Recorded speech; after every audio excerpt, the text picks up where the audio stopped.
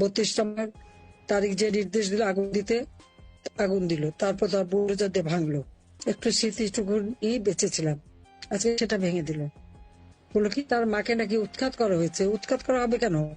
তার মা সেনাবাহিনীর বসেছিল, এরশাদের দিয়ে জোর করে লিখে নিয়েছিল। এই বাড়ি পরিবর্তে গুলশানে বিরাট বাড়ি দেওয়া হয়েছে তার, যে নিজে পছন্দ করে সেই বাড়ি নিয়েছে। সেই বাড়িতে যাওয়ার কথা, যায়নি। ওই মন্ডল রোড থেকে কোনো সেনা অফিসাররা চলাচল করতে পারতো না। আশেপাশে বাড়িগুলি, বাংলোগুলি পর্যন্ত দখল। সেনাবাহিনীর ছাউনি ছিল, সেটাও দখল। সেখানে আবার কিছু লোককে ভাড়া দিচ্ছিল, প্রতিদিন সেনা ছাউনিতে ছিনতাই হতো, চুরি হতো বাড়ি বাড়ি। অতিষ্ঠ হয়ে গেছিল সব।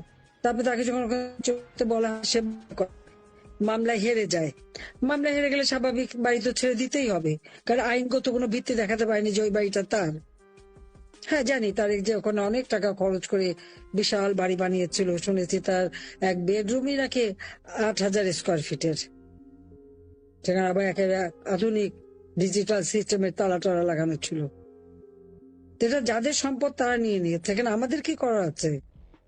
বরং রেহানার একটা বাসা ছিল ধানমন্ডি 6 নম্বর রোডে।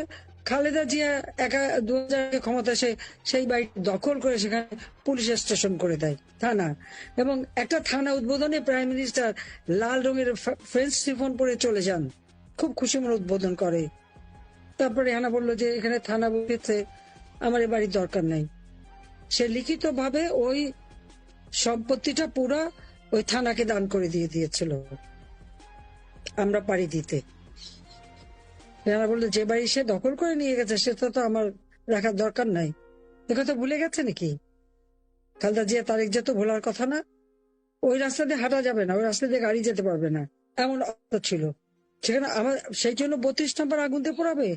এটা দেশবাসীর কাছে এটাই জিজ্ঞাসা। তারেক যে ভুলে গেছে তার বাপ মা ওই বাড়িতে কতদিন গেছে, প্রতিদিন যেহেতু ধর্নাতে পড়ে থাকতো।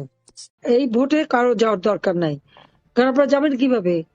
এখনো ঘরে থাকতে পারেন না। কাল ইলেকশন, আজকে আমার আওয়ামী লীগ নেতা কর্মীকে গ্রেপ্তার করে, তাহলে তারা কেন ভোট দিতে যাবে? ভোট দিয়ে কি মবের শিকার হবে, সন্ত্রাসের শিকার হবে? কোনো দরকার নাই। তারা করুক, তাদের তো ইলেকশনের রেজাল্ট রেডি করা আছে, কোনো চিন্তা করবেন না। তারা ওটা করে, এই জালিয়াতিটা ভালো জানে। বাংলাদেশে 1 নম্বর জালিয়াতের চ্যাম্পিয়ন হচ্ছে ডক্টর মোহাম্মদ ইউনূস। জালিয়াতি করে গ্রামীণ ব্যাংক খেয়ে ফেলেছে, টেলিকমিউনিকেশন খেয়ে ফেলেছে, দেশটাকে এখন খাচ্ছে। কাজেই আমি সবাইকে এই আহ্বানই করবো যে সব শক্ত হয়ে দাঁড়াতে হবে, সকল জনগণের পাশে থাকতে হবে।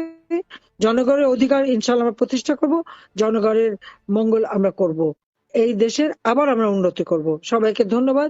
জয় বাংলা, জয় বঙ্গবন্ধু, বাংলাদেশ চিরজীবী হোক। খোদা হাফেজ।